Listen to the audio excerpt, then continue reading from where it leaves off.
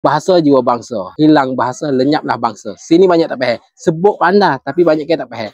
Huraya Melayu lupa saat ni tu. Dia tak ingat kata dia tu asal usul main mana kita gadah nak tu orang. Dah, kita gadah nak tu orang. Train. Gapo dah sepengal kecek sia dah. Kecek sia. Tu bukan bahasa kita. Kita berasa sepengal tak ada gapo, tak ada masalah. Kita lekat mulut dengan kecek sia. Dia pengagu sama Melayu pun kecek sia. Kita rasa ni ke train. Ni adalah benda baru dah. Ni adalah benda harus patut kita tonjol. Kita kena buat. Bukan dah. Kalau ni bahasa ni adalah pada kena jaga Melayu ni pada dengan bahasa saya. Bahasa ni menunjukkan jati diri kita, darah daging kita. Kita nampak rengeh situ supaya juga makan ni dia juga pakai berbusana Melayu. Ya nak cerita ada satu cerita dah sebuah negara, dua buah negara, dua buah negeri dalam sejarah tapi tak serius negeri mana-mana takut kelatuk dah.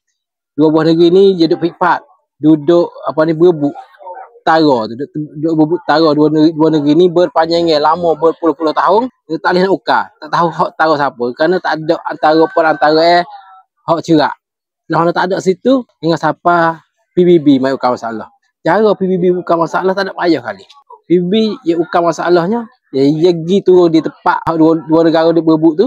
Dia pergi tu dia tengok gapo mula-mula dia tengok kecek percakapan, komunikasi orang situ. Gapo orang sini kecek gapo? Kecek sebelah lek A ke sebelah lek B. Kalau A dengan B duk balah.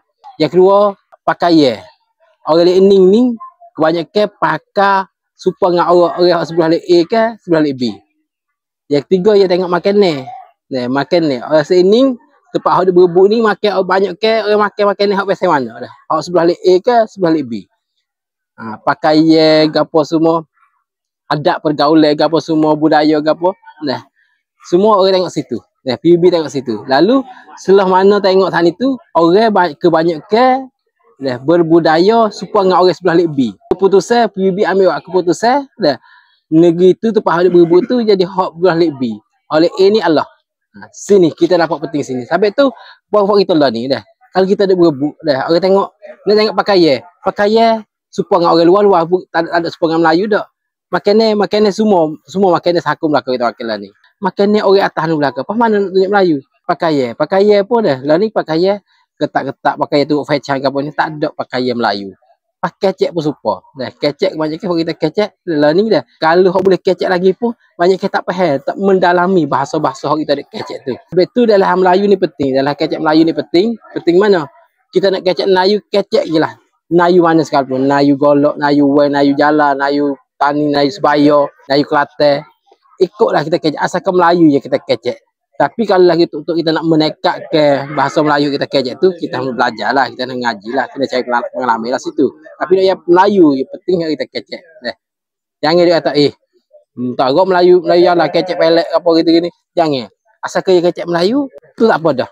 Tu sebagai dia jaga jati diri dia. Besar jaga jati diri dia. Ni nak beri pengertian secara awal, nak beri kita faham mudah-mudah. Semua pun dia banyak lagi. Kalau kita nak kecek bahasa, budaya, nampak bangsa ni. Bangsa ni pun super. Banyak kita tak tahu. Bangsa tu gapo, bahasa tu gapo. Sini pula. Orang Melayu kata bahasa jiwa bangsa. Hilang bahasa, lenyaplah bangsa. Sini banyak tak faham. Sebut pandai tapi banyak kita tak faham. Huraya hak sini ni kita balik huraya mula.